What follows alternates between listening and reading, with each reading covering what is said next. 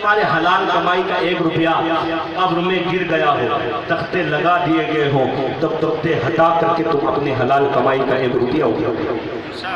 رات دن محنت کرتے ہو یہ ارشد کامتی کو دینے کے لیے، صابری کو دینے کے لیے، اگر یہ تمہیں کیا دے کے جائیں گے؟ تمہارے بچوں کو کیا دے کے جائیں گے؟ مولا ہمیں حق بول لے، حق پر عمل کرنے کی توفیق عطا فرمائے۔ استغفر اللہ ربی من کل ذنب واتوب الیہ، لا الہ الا اللہ محمد رسول اللہ۔ سبحان اللہ سبحان کر دوں گا۔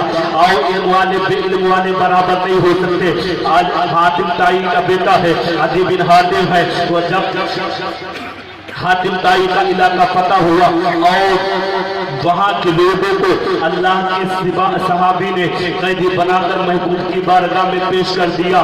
آپ حاتم تائی کی بیٹی اور عدی بن حاتم کی بہن کو بھی قیدی بنا لیا گیا۔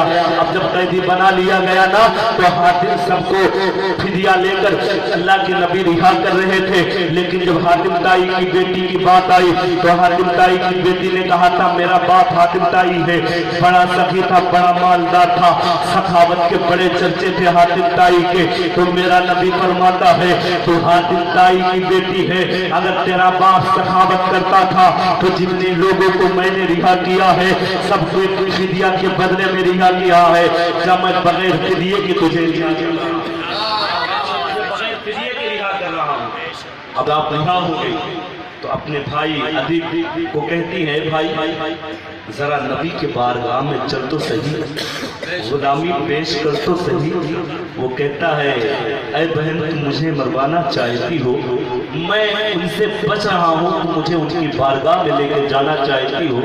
بہن کہتی ہے بھائی اگر 1 مرتبہ مل لو، اگر پھر دوبارہ دل نہ کہے تو اپنی بہن کو جواب دینا میں نہیں مل پاؤں گا، میرے کہنے پر 1 مرتبہ میرے نبی سے مل لو۔ آدھا سرکار فرماتے تیری نسل پاک میں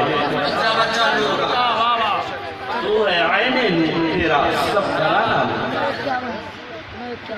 کہتے ٹھیک ہے بہن کو کہتی ہے تو میں ملاقات کرتا ہوں۔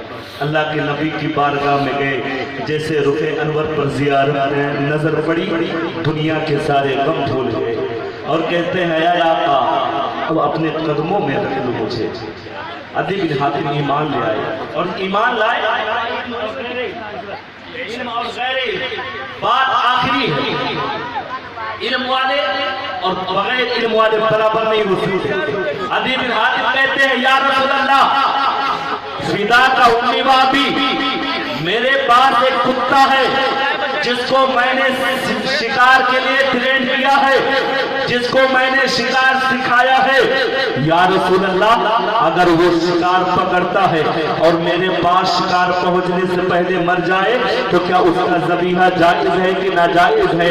میرا نبی فرماتا ہے اے عدی بن حاتم سنو سنو، جس کتے کو تم نے شکار سکھایا ہے، جس کتے کو تم نے شکار پڑھایا ہے، اگر وہ کتا شکار کرتا ہے اور شکار کو پکڑ کر لاتا ہے اور وہ شکار تمہارے پاس پہنچنے سے پہلے دم توڑ لینا تو وہ جائز ہو جایا کرتا ہے، حلال ہوا کرتا ہے۔ لیکن جو کتا آوارہ ہو، جو کتا گلیوں میں بھٹکتا ہو، جس کو شکار کے لیے ٹرین نہ کیا گیا ہو، جس کو شکار کا علم نہ دیا گیا ہو، اگر وہ شکار کر لے تو اس کا ذبیحہ اس کا شکار حرام ہوتا ہے۔ اب سچولی کے غیور مسلمانوں سنو سنو، یہاں سے ایک درس ہمیں اور آپ کو ملتا ہے، علم والے اور غیر علم والے برابر نہیں ہو سکتے۔ جب ایک کتا جان جائے، ایک کتا علم حاصل کر لے، ایک کتا شکار کے لیے ٹرینڈ کر لیا جائے تو اس کا ذبیحہ اس کا شکار جائز ہو جاتا ہے، اور جو اس کے مد مقابل آوارہ کتے ہوتے ہیں اس کا شکار حرام ہوا کرتا ہے۔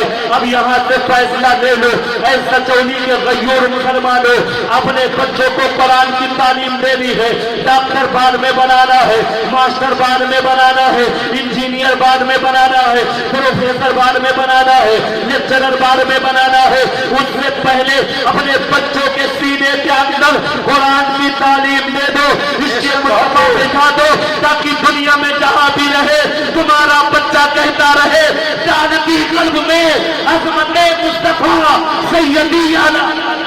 نعرہ تکبیر، نعرہ تکبیر۔ نعرہ رسالت، نعرہ رسالت، عرص مقدس، عرص مقدس، نعرہ تکبیر، سبحان اللہ سبحان اللہ، بہت بہت۔ علامہ حسن علامہ مسعودی صاحب جیسی ذات تمہارے بیچ موجود ہے، اور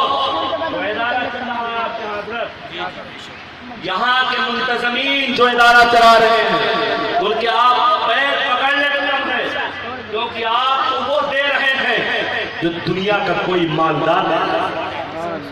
آپ اپنے بچے کو جاہل لے کر جاتے ہیں۔ علامہ مسعودی صاحب، علامہ سراج صاحب ہمارا بچہ ہے، ہمارے بچے کو آپ کو قرآن پڑھانا ہے۔ میں نے علامہ سراج صاحب سے سوال کیا، علامہ سراج صاحب